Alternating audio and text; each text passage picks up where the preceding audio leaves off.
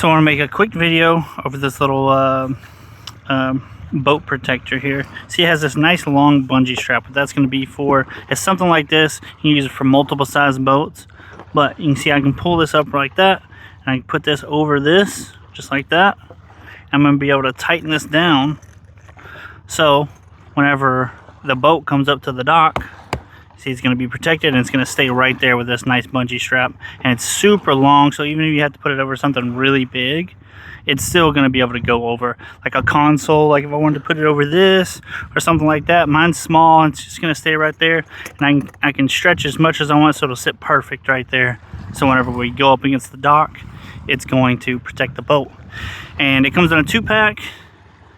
And I'm going to end up putting one right here, and I have another cleat in the back that I'll put that on, and I'll only have it there while I'm docking, and then I can just take it off real easy just like that, throw it in my cabinet. It's nice and soft, but it also, you can see, it's going to hold up really well on this edge. It's not going to scratch the boat, but it's going to protect the boat. So if you need nice bumpers, these are nice. I'm Jace. I'll see you next time.